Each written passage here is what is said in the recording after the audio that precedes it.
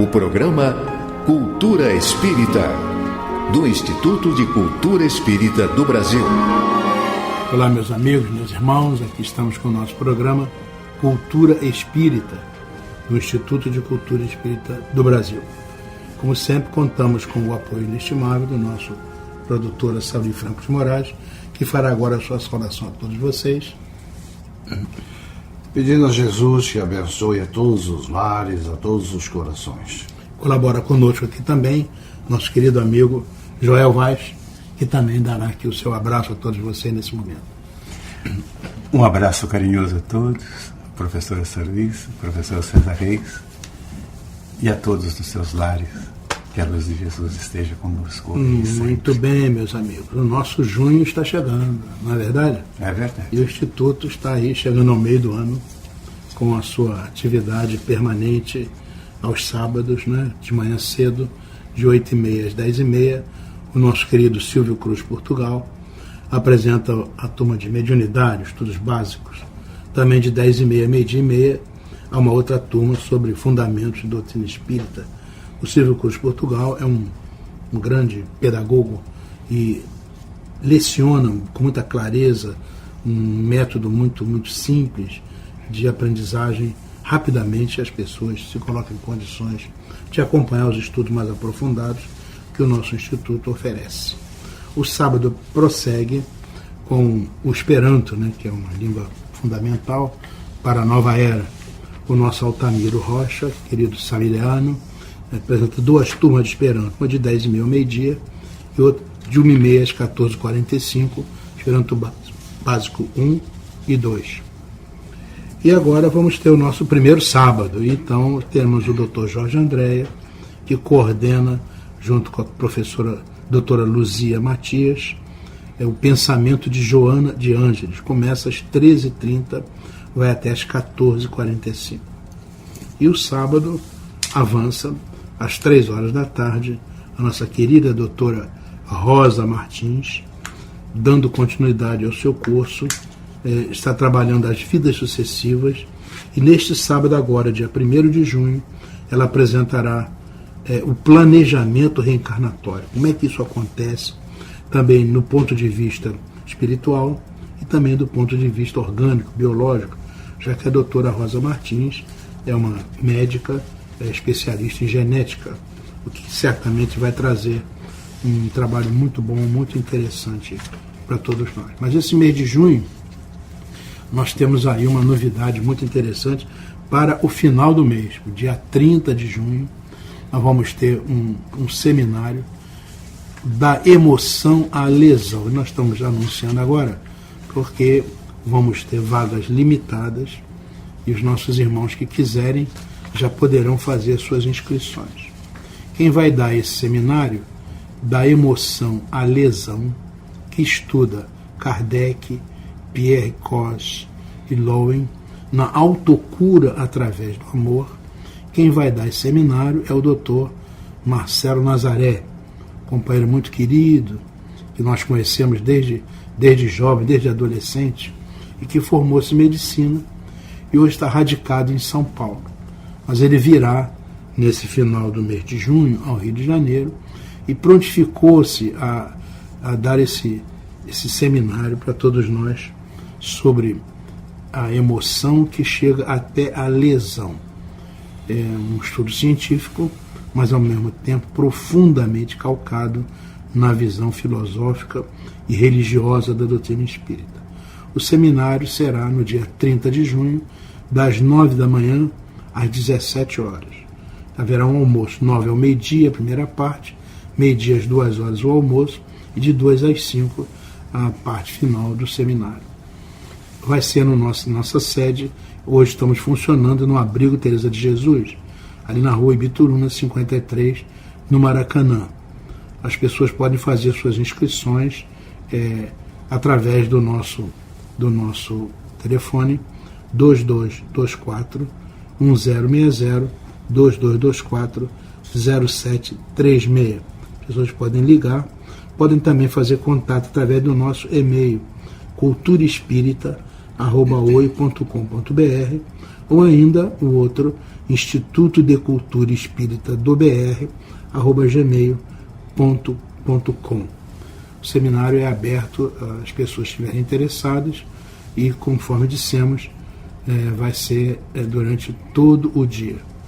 Nós esperamos que seja uma contribuição do nosso Instituto para que as pessoas conheçam melhor essa questão do tratamento. O Marcelo, ele é médico, mas ele tem um doutorado na área de medicina alquímica da FAO, né? As pessoas que quiserem podem acessar o www.institutofao.org.br ou então ainda o www.ihb.org.br. Então é medicina alquímica, uma medicina que tem muito a ver com a estrutura de vibrações, tem muito a ver com aquilo que a doutrina espírita coloca para nós, o ser humano vibratório, né? Na medida em que você consegue conduzir as suas vibrações numa direção positiva, você sintoniza com níveis superiores que podem gerar uma saúde melhor para todos vocês. É em cima dessas questões que o nosso Marcelo Nazaré, médico, espírita, militante e um excelente orador, né? Médium também extraordinário, é em cima desses conceitos que o nosso Marcelo Nazaré fará o seu seminário, desde já aberto a todos os companheiros que façam as suas inscrições. Queria também dar um aviso, porque o programa da nossa querida irmã Ana Guimarães está sendo passado às terças-feiras às 12 horas. Houve uma mexida, né, nessa organização e algumas pessoas talvez não tenham atentado para isso. E elas perguntam, vocês tiraram a Ana Guimarães do ar? Não tiramos, nós só mudamos o dia, que foi um acerto que nós fizemos já faz algum tempo, mas como algumas pessoas perguntam, Dona Ana Guimarães, o programa que ela apresenta, um programa muito bom, às terças-feiras, às 12 horas, aqui pela nossa Rádio Rio de Janeiro. Vamos então agora ao nosso Joel Vaz, que vai trazer a nossa agenda, né, Joel? Isso por favor, mesmo. Vamos lá. Uma agenda riquíssima hoje e eu estou encantado. O movimento espírita, ele tem uma abrangência enorme. Nós peregrinamos por uma porção de casas espíritas, junto com o nosso produtor Humberto, o birabense, amigo do Fico, ator, que está aqui conosco também, entusiasmado pela divulgação da doutrina dos espíritos. E encontramos algumas coisas muito interessantes. Algumas eu quero até recomendar. Casas espíritas não filiadas ao CEERG. Filiem-se, conheçam a programação, a importância dessa organização que ajuda a conduzir melhor o movimento espírita. Imaginem vocês, só em Copacabana, na Avenida Nossa Senhora de Copacabana, tem 5 casas espíritas. Centro Espírita Allan Kardec, na Avenida Nossa Senhora de Copacabana, no número 583, no 10º andar. Consolador Comunidade Espírita Cristã, na Avenida Nossa Senhora, na Rua 5 de Julho, 276. Instituto Espírita Joana de Ângeles, na Avenida Nossa Senhora de Copacabana, 1183, 701. Lar de Teresa, o famoso Lar de Teresa, tão belo, tão querido, trabalhadores amorosíssimos. Lar de Teresa, que é um Instituto Espírita Cristã de Estudos e Caridade, na Avenida Nossa Senhora de Copacabana, 709, Conjunto 504. O Lar Paulo de Tarso, também em Copacabana, na Rua Souza Lima, 433. Veja bem, todos que quiserem saber endereços de casas espíritas, e é importantíssimo que vocês contatem conosco. O nosso e-mail é joelvaz61@gmail.com. Raro é o bairro no Rio de Janeiro que não tem uma casa espírita. É impressionante como o movimento espírita se alastra a cada dia. Hoje é quarta-feira e o Teatro Vanucci abre as suas portas às 19 horas para receber uma convidada muito especial, a psicóloga Tatiana Bellini, que fará uma palestra lindíssima, encerrando o ciclo do mês de maio. E teve a professora Nádia, deu um show, uma beleza, a professora Nádia do Couto Vale.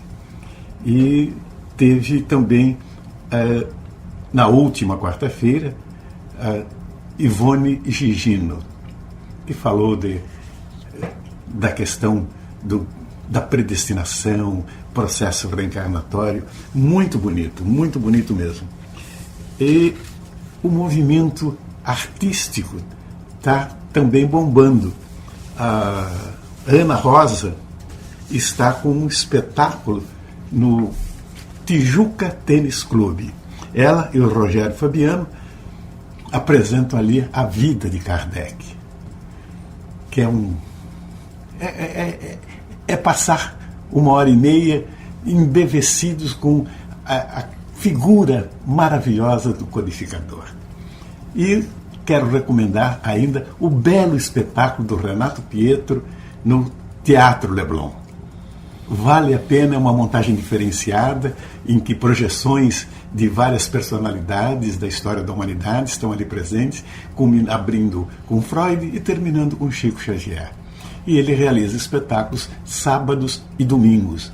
Alguns espetáculos, todo fruto da receita é doada a casas espíritas que vivem alguma dificuldade.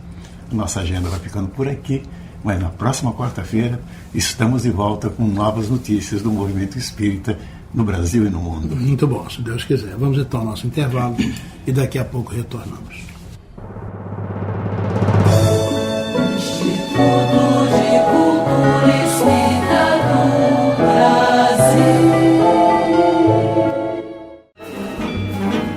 Ofereço um livro de presente.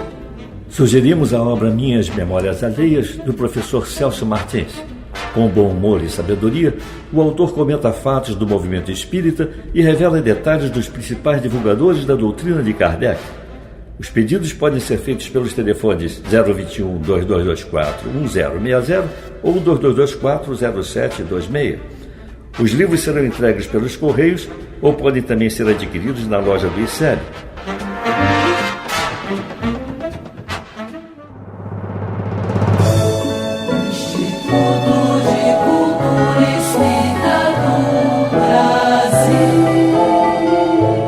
Olá, meus amigos, meus irmãos, estamos retornando com o nosso programa Cultura Espírita, do Instituto de Cultura Espírita do Brasil. Pelas ondas amigas, a nossa Rádio Rio de Janeiro, emissora da Fraternidade, 1400 kHz, e contando, como sempre, com a contribuição inestimável do nosso engenheiro de som, Toninho Barbosa, que ele está do outro lado, arredondando a nossa voz, melhorando tanto quanto possível a apresentação do nosso programa. Nesse momento, nós vamos responder as perguntas, né, Sabrina? Isso. Você se prepare, porque as perguntas estão quentes. Hoje, o nosso ouvinte Elcio Castrioto, lá de Itaboraí, aqui no Rio de Janeiro, está preocupado com as questões de remorso. O remorso está na linha de sentimentos que levam as pessoas a reverem suas atitudes equivocadas. Será que isso é suficiente para a graça divina do perdão? Olha o jeito de falar, né? A graça divina do perdão. O que você acha? Bom, certamente que tem um conhecimento qualquer para poder falar em graça divina do perdão, né? Ele usa a coisa bem assim. Mas vamos lá, meu caro Elcio. Eu digo para você que o remorso ele é indispensável para o retorno ao caminho do acerto. O remorso ele deve ser entendido como sendo um sentimento de culpa e de arrependimento que se abate sobre a consciência. Isso em função de uma falta ou uma injustiça cometida. Joana de Ângeles, ela nos ensina que o remorso e tudo que o envolve só tem sentido se vier acompanhado de uma ação reparadora, devendo, portanto, constituir um despertar da responsabilidade que convida à reconstrução, à renovação, à ação reparadora sem aflição.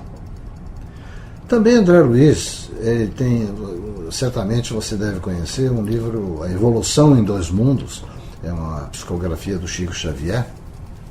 Ali ele diz que a recordação das faltas cometidas, e isso com ênfase naquelas que mais marcam o espírito, sem que ainda chegue o arrependimento, cria nas mentes uma zona de remorso, por onde a onda viva do pensamento passa continuamente, trazendo uma lembrança recorrente das pessoas e circunstâncias associadas ao erro cometido. É uma forma de pensamento que vai e volta sem parar, como uma peça acusatória em um júri. Você imagina, o Elcio, uma roda gigante. A roda gigante ela fica girando e ela sempre passa pelo mesmo ponto, que é o ponto de embarque e desembarque lá embaixo.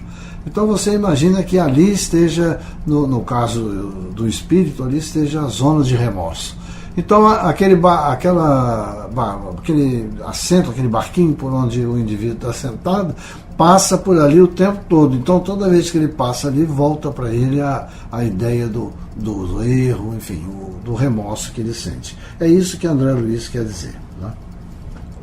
É assim que o remorso acaba também provocando diversos sintomas no sistema nervoso. Traz predisposições doentias que afetam todo o sistema orgânico do indivíduo. É a famosa somatização, né? Nós também sabemos que mesmo quando se é perdoado pelas vítimas da insânia, ficam resíduos mentais da culpa, como se fosse um depósito de lodo no fundo de uma caixa d'água, e que um dia virão à tona, né? E isso quando for julgado conveniente pelos guias espirituais.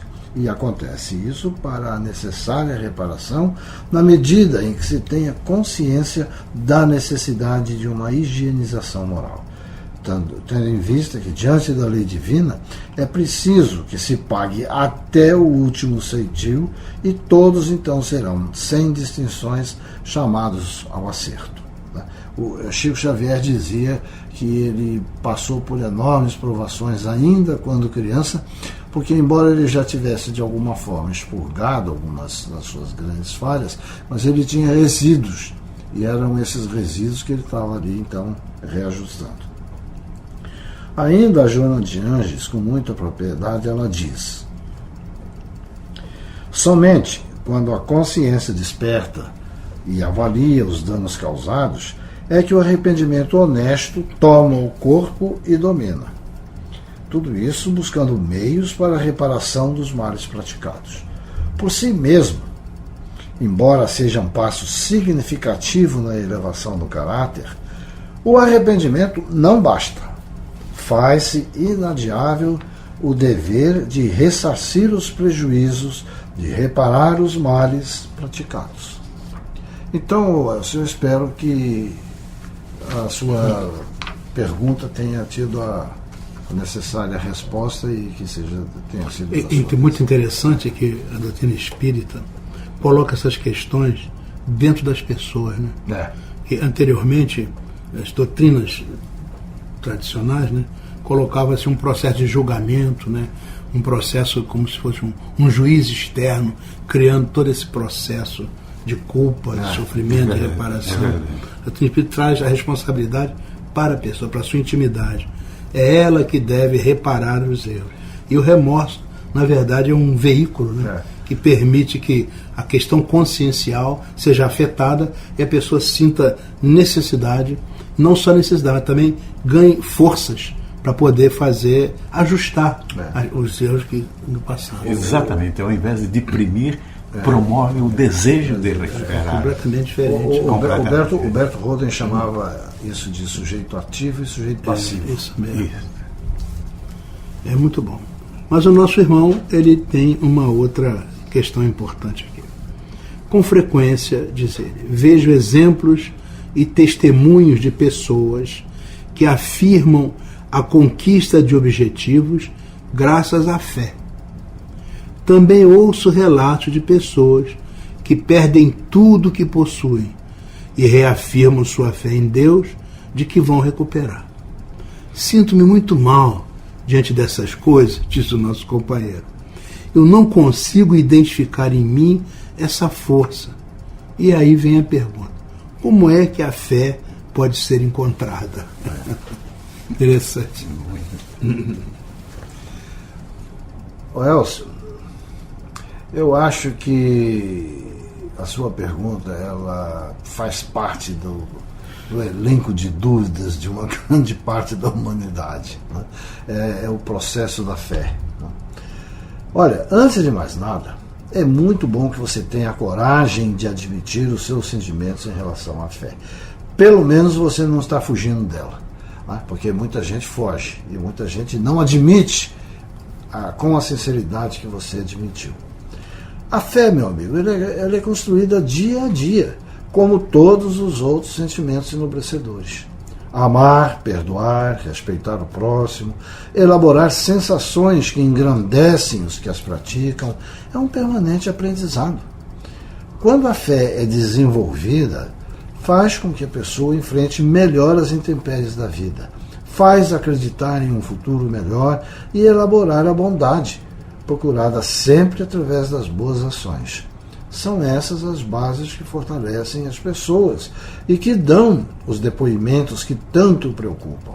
As pessoas que dão esses depoimentos de que têm fé, de que vão conseguir, mas elas estão falando aquilo com sinceridade, porque elas já têm construído dentro delas um processo de esperança que leva a isso. É a confiança em Deus.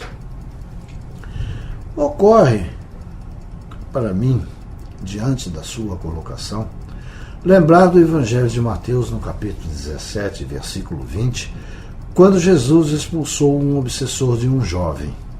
E diante disso ele falou: por causa de vossa pouca fé, porque em verdade vos digo que se tiverdes fé do tamanho de um grão de mostarda, direis a este monte: passa daqui para acolá, e há de passar, e nada vos será impossível. Então, conforme Jesus exortou, se nós tivermos a fé do tamanho de um grão de mostarda, que é um pequeníssimo ponto, conseguiremos transportar as montanhas que nos impedem o caminhar pelas estradas da vida. E quando transpomos essas barreiras físicas e psicológicas, fortalecemos mais e mais esse sentimento. Às vezes, meu amigo, estamos tão detidos na transposição das barreiras que deixamos de visualizar a solução.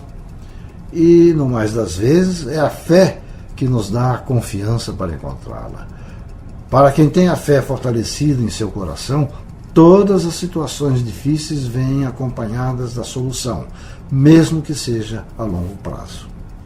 A fé nos faz ver com clareza o objetivo que desejamos alcançar, os meios que devemos utilizar, a serenidade e a paciência que precisamos desenvolver enquanto não alcançamos o objetivo desejado. Meu caro Elcio, você pergunta como a fé pode ser encontrada. Você já pensou que ela pode estar em você e simplesmente escondida? O diamante ele fica escondido quando em estado bruto por uma capa de impurezas chamada jaça. E é preciso que o ourives vá, com técnica, cuidados e paciência, desbastando essa camada até que a pedra apareça com todo o seu esplendor, valiosa e única. Assim é a fé. Ela está na pessoa, mas é preciso que seja trabalhada através da crença em valores que irão limpando as impurezas do coração. Mas a fé não brota sozinha. Ela vem rodeada de ações edificantes, de atitudes corajosas. Você sabia que a fé é uma das expressões mais evidentes da coragem? Pode ver que os grandes exemplos e testemunhos de fé em toda a história sempre foram movidos pela coragem. É por isso que quando você pergunta como encontrar a fé, a resposta passa pelo crivo da coragem. Essa mesma coragem, ainda inicial, que você demonstrou ao nos enviar a sua pergunta.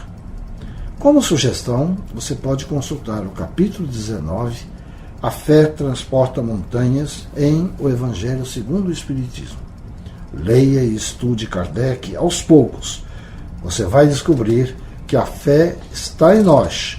Só precisa ser entendida e cultivada. Muito bem, meus irmãos. A fé é uma das virtudes teologais, né? É uma força. Na fé nos coloca na estrada, né? A esperança faz a gente levantar quando a gente cai. Mas é a caridade que ilumina o ser.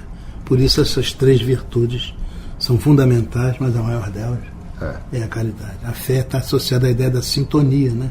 Do fides, da fidelidade. E as montanhas que ela transporta, obviamente, não é a derrogação da lei natural.